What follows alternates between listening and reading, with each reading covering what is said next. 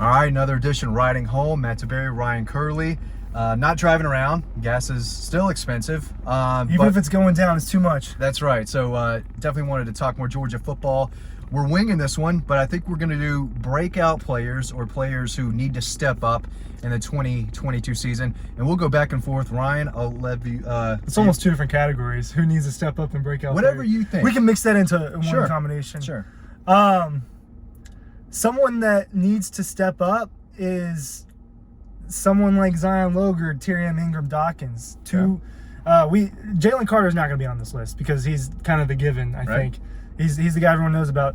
But those two guys are going to be heavy in the defensive line rotation, in the spots that Trayvon. I mean, the number one pick is gone. It was Trayvon Walker. He wasn't on the field every play, but there's got to be someone in there that's making at least a portion of the impact he was making. And I think those are going to be the first two guys we look at for that. I like that pick. I'm going to go offense.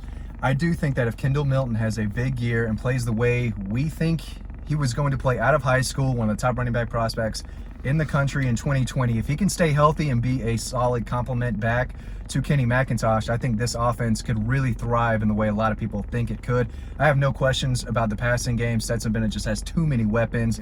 We talked about the tight ends all off season.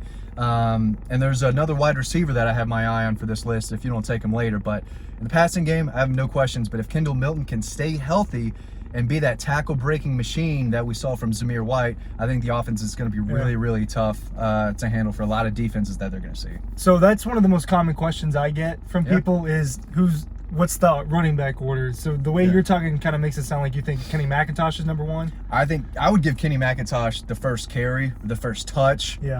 He's a little more versatile. We know Kendall Milton can catch the ball. He had one reception in the Peach Bowl. We saw a little bit in the spring game him catching passes, but he's the kind of the veteran of the group now, and he's established and he's got plenty of experience. And I would give him the first carry. Yeah, I think Kenny can do a little bit more than Kendall can, but Kendall might be a better running back. Kenny's got the versatility factor for him. I think he'll probably end up with most scrimmage yards. I'll keep a defense, and this one I think is obvious and not obvious in a way. Nolan Smith. It's go time for Nolan Smith. This is his money year. He was a top 2 consensus prospect in 2019, and I don't think he's quite played up to that billing. I think he's played better than people give him credit for, but there's a lot of guys that just left. This is a double-digit sack year for Nolan Smith. In the making. Like it's time for him. You want to work your way into being a top 20 pick, a top 30 pick. You're the most outspoken leader on this team. Nakobe Dean. If you ask the players, they'll tell you Nakobe Dean was the leader of the team last year. I think Nolan Smith adopts that role. I think he's got to have a big year, I think, for Georgia's defense to be super successstar. He's definitely the leader vocally. Yeah. And I think he's going to play it out on the field as well. Number 1 player in the entire country out of high school.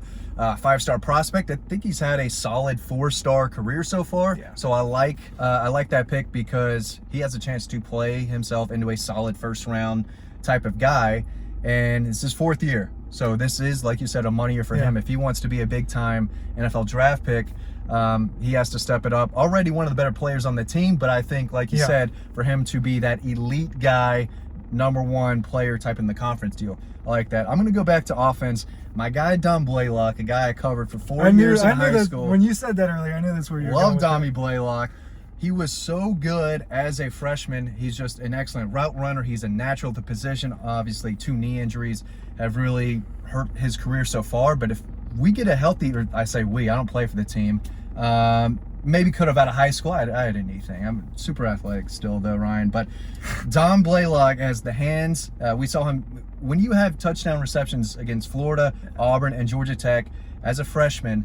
It says a lot about how good he was back then. This is going to be his 4th year. If he's healthy, he's only going to make that receiving core even better and more unstoppable when you already have to cover the tight ends. A.D. Mitchell is turned into an excellent receiver. Ladd McConkey. I mean, the list goes on and on. But if you add a healthy Dom Blaylock in there, we saw in the spring game, he was tough to handle.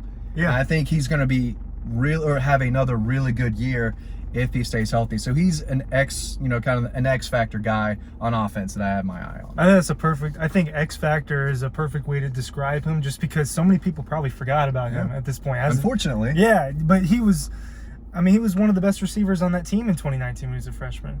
Sticking with the theme of people who played really well and were tough to handle at G-Day, I think my next guy is going to be Eric Gilbert. Still don't know how to pronounce his first name, but I'm going with Eric for this video. Let's call it I don't know what you want to call it. He's a new addition. He's their best new addition to this team, and the thought of him and Bowers out there at the same time, whether it's in the slot or out wide or tight in the formation, should be scary to opposing defensive coordinators. I think that I just don't know how you guard all of them at the same time. You saw he already has built at least a little bit of chemistry with Stetson Bennett, 2 touchdown connections in G-Day. That doesn't mean nothing to me. Now, I know you can't take too much away from a spring game, but the fact that he was targeted twice, kind of in the red zone, they were both around the red zone, that means something, that Stetson Bennett was looking for him. Bowers in Washington being out in the spring, I think, is going to work its way into being a super positive thing for Georgia, because Eric Gilbert and Oscar Delp got way more reps with the ones than they would have, and I just think he's that good. You've been hearing it from us for a while. If you didn't already know, he's that good. This is a guy that might be a first-round pick this year, Eric Gilbert. I like that pick. One of the probably a top 5 high school player that I've ever covered since I've been doing this. And I've been doing this for a few years now. Eric Gilbert is up there towards the top. 6'5", 250, ran like a deer in high school. No one could touch him his junior and senior year at Marriott. He was so good. He can go up and snatch the football. He's great after the catch. Now, I don't think he's 6'5", 250 right now. He might weigh a little bit more. But I do think he's in shape, or more in shape than he was this time last year or even a few months ago. I think he's getting close to that. In the most recent picture of him that I've seen, he definitely looks slimmer than he did at G-Day. And he's got the muscle on him. I mean, he looks like he's probably 20, probably 21 years old right now. So as physically in shape as he was in high school, I can only imagine how hard he's worked this offseason. I'm really excited to see what Eric Gilbert brings to the table, because he's been good for a really, really long time. He's the #1 tight end out of high school for a reason. Yeah. He was a 5-star for a reason, and I think Georgia fans are going to like what they see out of him. I'm going to go back to defense. I don't think he's going to replace Nakobe Dean, but Jamon Dumas-Johnson is a guy. Gotta step up. Yeah, just year 2, we saw flashes of him last year. He had the pick 6 against UAB when he was in there getting playing time. He did flash a little bit, and he did make some plays. So as far as one of the younger linebackers stepping up and taking control of that unit, I think Jamon Dumas-Johnson really has an opportunity to do that. Nolan Smith spoke highly of him during SEC Media Days. They call him Pop. Right? Yeah, Pop is one of JMJ. People call him all sorts of different stuff. Yeah, or JDJ. We're the only people that calls him Jamon Dumas-Johnson, I think. Well, Kirby didn't even really. Right. Did you see that press conference? He said who? Someone asked him about Jamon Dumas-Johnson. He was like, "Oh, are you talking about Pop?" Like, yeah. He'll pop you. But I think anyone who plays under Glenn Schumann is going to develop quickly. Talk about Roquan Smith, who was good early on at Georgia, but he never had a year like he did in 2017. He was good in 2015 and 16. Mm-hmm. But then just developing under Schumann, we saw the greatness that he had. He turned Tay Crowder from a 3-star running back to a linebacker that was drafted and playing really well with the New York Giants right now. Monty Rice was the 3rd-round pick, former 3-star. Nakobe Dean came in as a 5-star and played like one. So if you play for Glenn Schumann, you're going to do well. And I think Jamon Dumas-Johnson, there are a lot of other linebackers who could do really well. Tresman Marshall, Smile Munden, Ryan Davis, if he stays healthy, he's a guy I really liked out of high school. He was a 4-star guy at high school? 4-star guy. I saw him play at Milton High School. His Florida team came up, and he was the best player on the field, in my opinion. Injuries have really hurt him, but I think Jamon Dumas-Johnson is the guy who will be a household name for Georgia fans at the end of the season. Yeah. Move back one more unit, secondary. Call it a breakout. Tyke Smith. Yep. He's in the mix. I don't know exactly where his health is, but if he's healthy, it's a guy that in the 2020 season was a 2nd-team All-American. And there are a couple questions in Georgia's secondary. Who's going to solidify themselves as the #2 corner across from Keely Ringo? I think right now it looks like it's going to be kind of between William Poole and Kamari Lassiter. Nyland Green's in the mix for that, but that star position, that kind of someone that's going to be covering in the slot a lot. things like that. Tyke Smith is a guy that's going to be out there doing that a lot, and we've seen them be successful with that position the last couple of years. I thought Tyreek Stevenson was really good a couple years ago, but a guy that was supposed to play for Georgia last year but only played, I think, a little bit in the Auburn game and then maybe one other game. He was on the field for a game or two. Add him to the mix. From a talent standpoint, you're adding someone really good to the secondary when you really only lost Lewis Seen as far as a huge secondary contributor. Yeah, it's like he's a new transfer, but not like he's a new player. It's like the same thing with Eric Gilbert. He's like the defensive Eric Gilbert for them. Yeah. So he knows what to do. He knows the playbook. And I think he's a guy who could play in man coverage and zone in that from that star position. He can get after the quarterback. I mean, this Dan Lanning and Kirby, last year we saw them blitz guys from all over the place. They love blitzing the linebackers. But the defensive backs have to get after the quarterback too, and I think Tyke Smith can do that. I'm just going to add one more because it's such an important position. But Broderick Jones at left tackle. Thought about saying that one. If he has a big year, again, that's only going to help this offense be what a lot of us think it could be this year. Again, 5-star out of high school. I talked about him when he was a 5-star recruit. He was like a creative player. You know, give him 6'5", 6'6". He's lean so chiseled at 300 pounds. Yeah.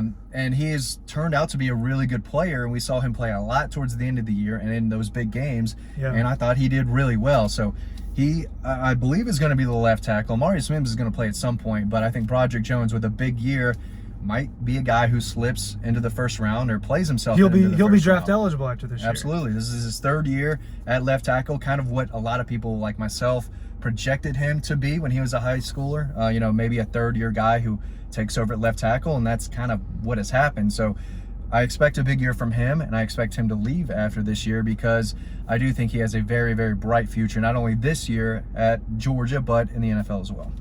Yeah, I'm going to I feel like that was 5 each. But I'm going to throw the obvious answer out. The most obvious answer, Stetson Bennett.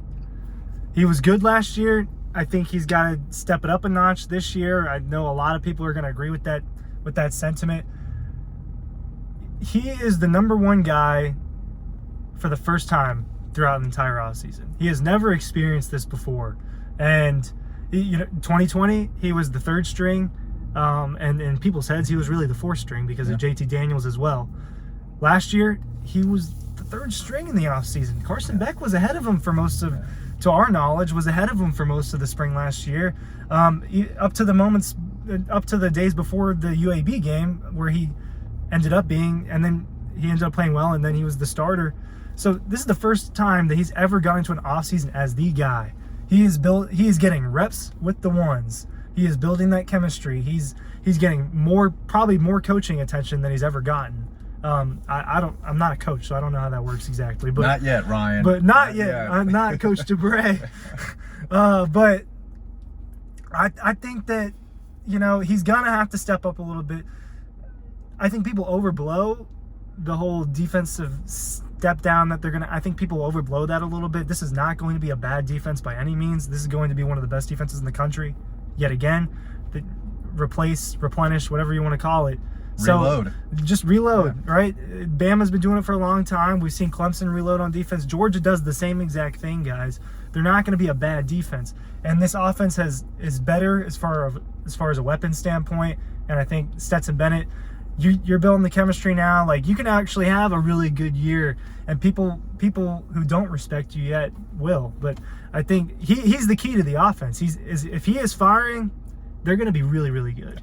I like that pick, Ryan. Before we end the video, I don't have the book here, but I want to. I don't have it with me either. DAWGSTRUCTION, go pick it up. The season preview magazine. Yep. The season is just a few weeks away. I think exactly 1 month from today.